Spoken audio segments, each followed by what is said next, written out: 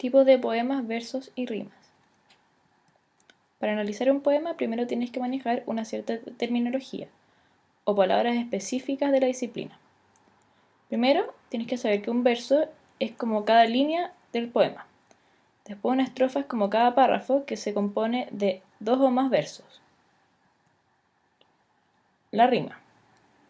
La rima consiste en la igualdad sonora entre dos palabras desde la última sílaba acentuada, es decir, que los sonidos desde la última sílaba acentuada coinciden. Esto pasa con la palabra soleada y la palabra almohada. Las rimas se pueden clasificar según la semejanza fónica o según el orden. Según la semejanza fónica pueden ser consonantes. Esto quiere decir que todos los sonidos desde la última sílaba acentuada coinciden, tanto las vocales como las consonantes. Por ejemplo, murciélago y archipiélago. O bien puede ser asonante, es decir, que solo las vocales coinciden, como pasa en murciélago y déjalo. La E, la A y la O se repiten, pero las consonantes cambian.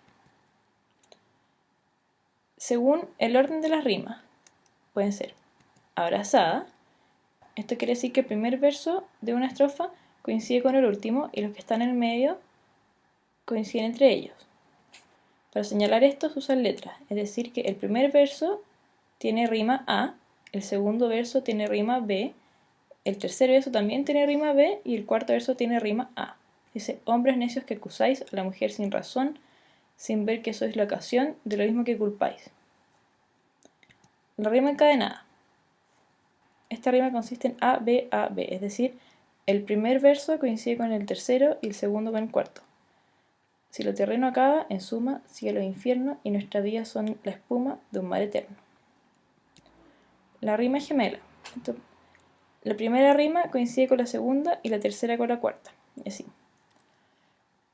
¿Por qué tú te rebelas? ¿Por qué tu ánimo agitas? Tonto, si comprender las dichas infinitas de plegarse a los fines del Señor que nos rige, ¿qué quieres? ¿Por qué sufres? ¿Qué sueñas? ¿Qué te aflige?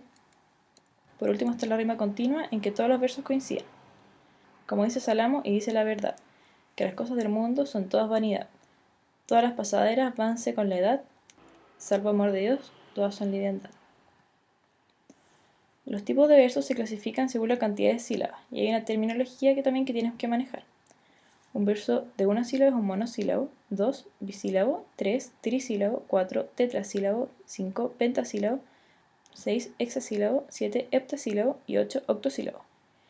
Estos son versos de arte menor, que generalmente se ocupan para componer tipos de poemas grandes. Los versos de arte mayor son de 9 hasta 16 sílabas.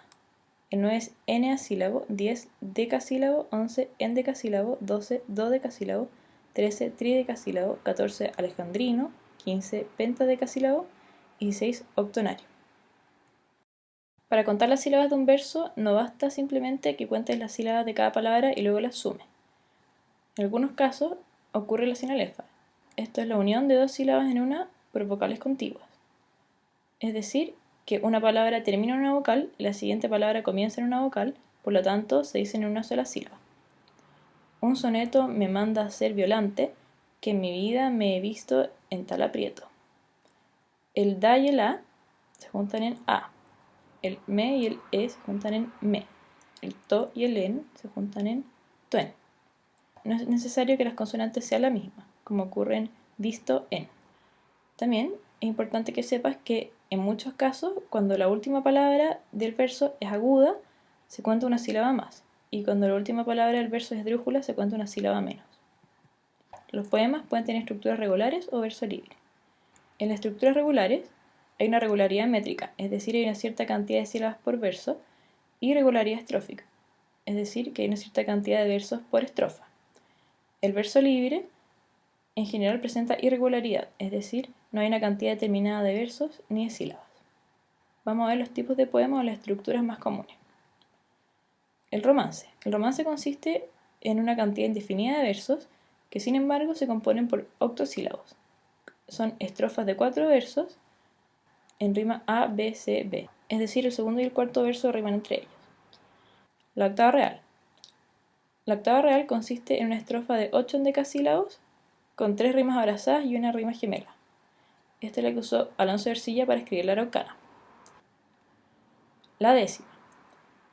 se compone de 10 versos octosílabos. La rima es A, B, B, A, C, C, D, D, C.